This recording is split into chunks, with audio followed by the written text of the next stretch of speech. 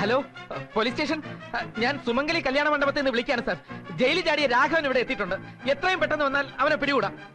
Right sir.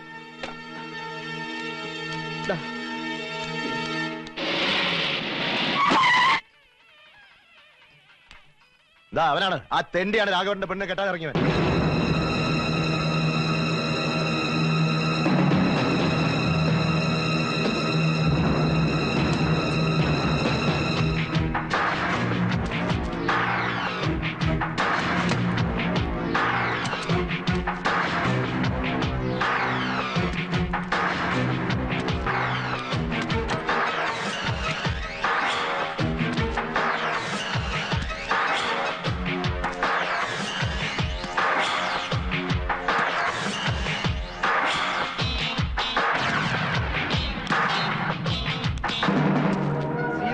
കാണാൻ ചെന്നതിനൊരു തിരക്കുത്തി ജയിലിൽ പോയവനാണ് രാഘവൻ.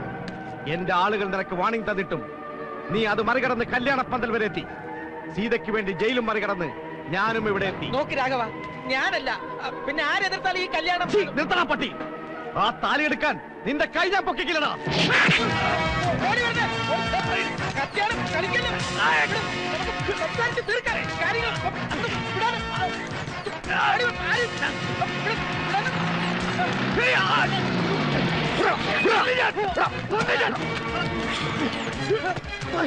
എന്റെ പെണ്ണിനെ കെട്ടിയാൽ മരണത്തിൽ കുറഞ്ഞൊരു ശിക്ഷ നീ പ്രതീക്ഷിക്കണ്ട. എന്ത് സംഭവിച്ചാലും എത്ര കാലം കഴിച്ചാലും വിടില്ലടാ, വിടില്ല, വിടില്ല.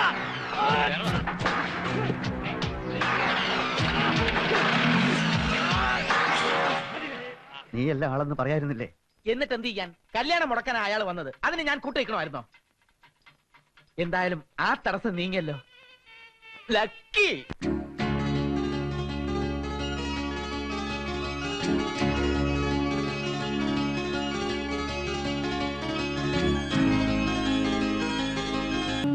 والله آتينا إجازة لازم واحد شهير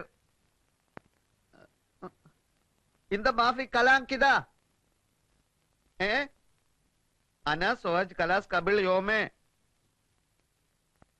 كيف أنا يجي please sir إبغس بوجت ما في لا سو إبغس بولاغي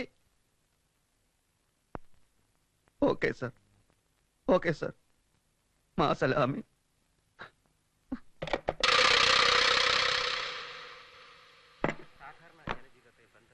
എന്തായി മോനെ?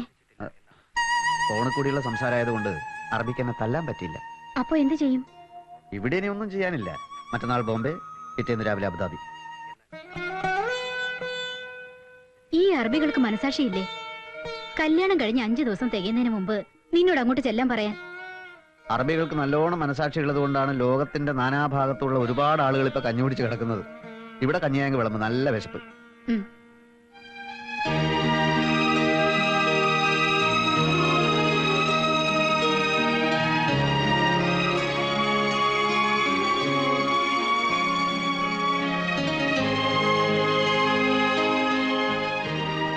ഒരാഴ്ചയെങ്കിലും എക്സ്റ്റൻഡ് ചെയ്ത് തരാൻ പറയായിരുന്നില്ലേ മുകുന്ദേട്ടാ? 1 മണിക്കൂർ പോലും അയാൾ സമ്മതിച്ചില്ല. കുറ്റം പറയാൻ പറ്റില്ല സീതേ. മാർക്കറ്റിംഗ് സെക്ഷനിൽ അധികം ആളില്ല. അലയനിൽ പുതിയ ഫാക്ടറിയുടെ പേപ്പർ വർക്ക് പാതിയിൽ നിൽക്കുക. എങ്കിലും ആ പേപ്പർ വർക്കൊക്കെ കഴിഞ്ഞിട്ട് പോരായിരുന്നോ കല്യാണം? പേപ്പർ വർക്കിന് അന്ത്യമില്ലല്ലോ. ഒന്ന് കഴിഞ്ഞാൽ മറ്റൊന്ന്, അത് കഴിഞ്ഞാൽ വേറൊന്ന്. നീ പറഞ്ഞതുപോലെ ആണെങ്കിൽ റിട്ടയർ ചെയ്ത് കഴിഞ്ഞിട്ടേ കല്യാണം കഴിക്കാൻ പറ്റൂ. ഞാൻ റിട്ടയർ ചെയ്യുന്നതിന് മുൻപ് മുകുന്ദേട്ടൻ മടങ്ങി വരുമോ? അത് ഞാൻ ശ്രമിക്കാം. എനിക്ക് തമാശ ഒന്നും കേൾക്കണ്ട.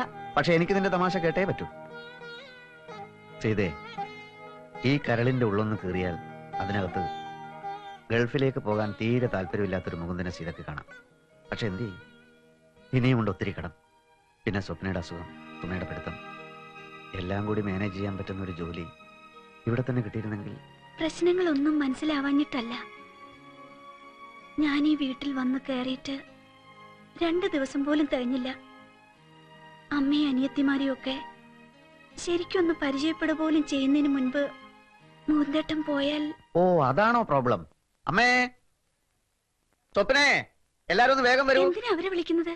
അല്ല, പരിചയപ്പെടുത്താം. ഇപ്പൊ പരിചയപ്പെടുത്താം. എന്താ വിളിച്ചത്? അമ്മേ, ഇതാണ് സീത, സീത ഇതാണ് എന്റെ അമ്മ. ഇത് സ്വപ്ന, ഇത് സുമ.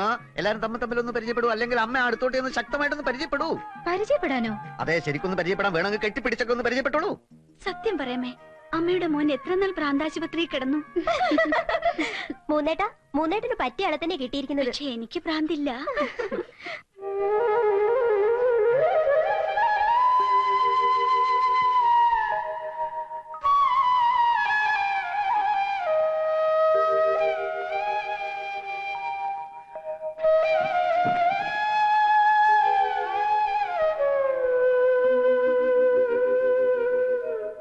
നീ ഇങ്ങനെ തുടങ്ങിയ ഞാൻ എങ്ങനെ ഇവിടെ നടക്കും? സീതയെ കണ്ണു തുടക്ക്. നിന്റെ ചിരിക്കുന്ന മുഖം കണ്ടിട്ട് വേണം എനിക്ക് ഇവിടെ നടങ്ങാൻ. എന്തോർത്തിട്ടാ ഞാൻ ചിരിക്കേണ്ടത്?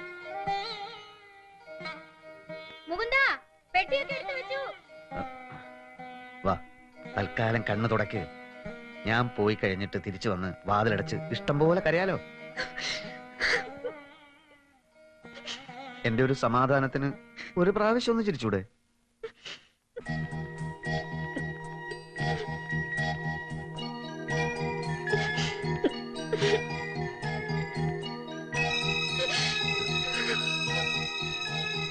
ഞാൻ ചെന്ന ഉടനെ എഴുതാം. നീ പുതിയ കമ്പനിയിൽ ജോയിൻ ചെയ്താൽ ഉടനെ അവിടുത്തെ ഫോൺ നമ്പർ അറിയിക്കും. ആഴ്ചയിൽ 1-2 പ്രാവശ്യം ഞാൻ വിളിക്കാം. അപ്പൊ അത്രയും സമാധാനം കിട്ടുമല്ലോ. അമ്മേ, കൂടുതൽ വിശദമായ യാത്ര ഒതുക്കലിനൊന്നും സമയമില്ല, ഞാൻ പോകുന്നു. അതൊക്കെ പോയാ മതി കേട്ടോ മോനെ. പിന്നെ ഇതെന്റെ ഒരേ ഒരു ഭാര്യയാണ്. നിങ്ങൾ എല്ലാവരും അവളെ പൊന്നുപോലെ നോക്കിക്കൊള്ളാം കേട്ടോ. വല്ലതും കഴിക്കാം. വിശപ്പില്ലമ്മേ എന്ന് പറഞ്ഞാൽ എങ്ങനാ? ഉച്ചയ്ക്ക് നീ ഒന്നും ശരിക്ക് കഴിച്ചില്ലല്ലോ. സീതേച്ചിക്ക് മൂന്നേട്ടം പോയതിലുള്ള വിഷമാണമ്മേ. അതെയോ മോളെ? എന്തായാലും ഒന്നും കഴിക്കാതെ കോലം കെട്ടു പോയാ അവൻ എന്നെ വഴക്ക് പറയാ. നാളെ മുതൽ നിങ്ങളെയും പിരിയണമല്ലോ എന്ന് ഓർക്കുമ്പോ എനിക്കെന്തോ ഒരു വല്ലാതെ. എല്ലാ വെള്ളിയാഴ്ചയും ഇങ്ങ് പോന്നാ പോരെ? ഇത് നല്ല ജോലിയാണോ മോളെ? നല്ലതാണോ എന്ന് ചോദിച്ചാ ഞാൻ ഡൽഹി ചെയ്ത അതേ ജോലി തന്നെ. ഏത് കമ്പനിയിലാ ചേച്ചി? ആയുർവേദ മരുന്നുകൾ ഉണ്ടാക്കുന്ന ഒരു കമ്പനിയാ. തോട്ടത്തിൽ ആര്യവൈദ്യശാല.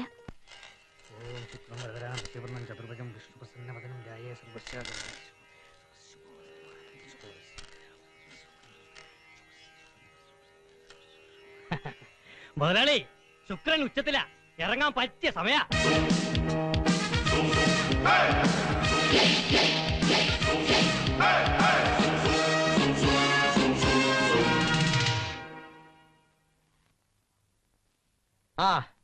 ഞാൻ റെഡി.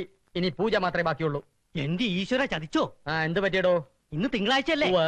അങ്ങയുടെ നാള് പ്രകാരം ഇന്ന് പൂജ കഴിഞ്ഞിട്ടേ കുളിക്കാവൂ. ആണോ? സ്വാതി സമുച്ചയം സോമവാരാന പൂജാതി കർമ്മസ്യ സാനാംശു ബാഹിമ എന്നാണ്. മുടിഞ്ഞു. ഇതിന് പരിഹാരം ഒന്നും ഇല്ലേടോ? സൂര്യന് പ്രതീക്ഷയുള്ളിടത്ത് ഒരു വിശേഷാൽ പൂജ നടത്തണം. മുതലാളി കാശ് തന്നാ മതി. ഞാൻ ഇന്ന് തന്നെ സൂര്യനാർ കോവിലേക്ക് ആളെ വിട്ടോളാം. ഒരു നല്ല ജോത്സ്യന്റെ ലക്ഷണം പരിഹാരം നിർദ്ദേശിക്കലല്ല. പ്രശ്നങ്ങൾ മുൻകൂട്ടി കണ്ട് അത് ഒഴിവാക്കലാണ്. അല്ല, ഒന്നും പറയണ്ട. ഇനി ഇതുപോലുള്ള കാര്യങ്ങൾ ആവർത്തിച്ചാൽ തന്നെ മാറ്റിയിട്ട് ഞാൻ വേറെ ജോത്സ്യരെ നിയമിക്കും. ഉവ്വോ? എന്ത് ഉവ്വ്? എടോ എറാമൂളി, തനിക്കറിയാമോ? രാശിപ്രകാരം ജീവിക്കാനായിട്ട് ജ്യോതിഷം അറിയാവുന്ന ഒരു പെണ്ണിനെ തന്നെ തപ്പിപ്പിടിച്ച് കല്യാണം കഴിച്ചവനാണ് ഈ ശങ്കരവാര്യർ.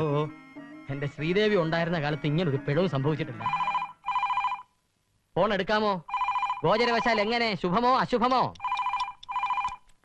ഗൗളി ശബ്ദം വെച്ചിട്ട് ശുഭവുമല്ല അശുഭവുമല്ല, ധൈര്യമായിട്ടെടുക്കാം.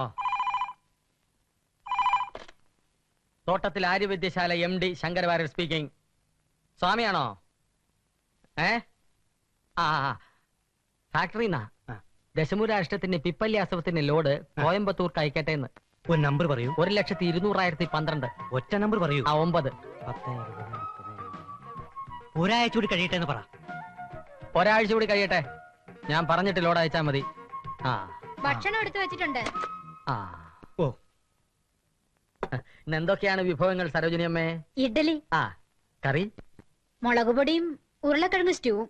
ആഹു, കൊറേ നാളായി ഇഡ്ഡലിയും ഉരുളക്കിഴങ്ങ് സ്റ്റൂവും കഴിക്കണമെന്ന് വിചാരിക്കുന്നു. ഒരു 10-25 ഇങ്ങോട്ട് എടുത്തിട്ട്. ഇരിക്കലേ. ഇന്ന് ദ്വാദശിയാണ്.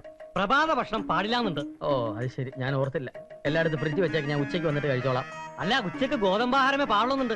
കർക്കിടക രക്തം സുക്ഷേത്രത്തിൽ ഉച്ചനായി നിൽക്കുമ്പോ എല്ലാ തിങ്കളാഴ്ച. മതി, ഞാൻ ഇന്നൊന്നും കഴിക്കുന്നില്ല. എങ്കിൽ ഞാൻ കഴിക്കാം. അതെന്താ തനിക്ക് ദ്വാദശി ഒന്നും ബാധകമല്ലേ? അസുരഗണമായതുകൊണ്ട് എനിക്കത് പ്രശ്നമല്ല. എന്നാലും എനിക്ക് പ്രശ്നമാ. ആണോ? ഇത് തന്റെ അവസാനത്തെ കഴിപ്പായിരിക്കും.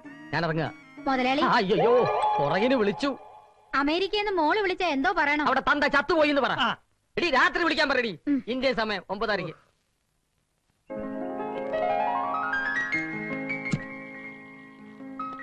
പുറകേന്ന് വിളിച്ചാൽ എന്താടോ ഫലം? ഏതെങ്കിലും വന്യമൃഗങ്ങളെ കാണേണ്ടി വരുമെന്നാ ഫലം. ആഹാ താൻ പറഞ്ഞ ഫലിച്ചു. ദേ വന്നു. എന്താടാ? ഇന്ന് വന്യമൃഗങ്ങളെ കാണാൻ യോഗം ഉണ്ടെന്ന് ജോത്സ്യര് പറഞ്ഞു.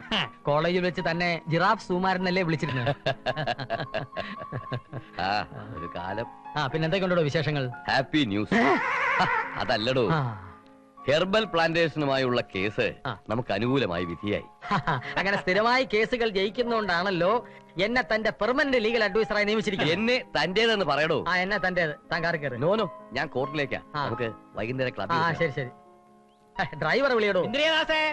യതീന്ദ്രദാസ്. യതീന്ദ്രദാസ് വായിൽ കൊള്ളാത്ത പേരിടും. എടാ യതീന്ദ്രദാസേ. അതിന് പേരിട്ട ഞാനാണോ?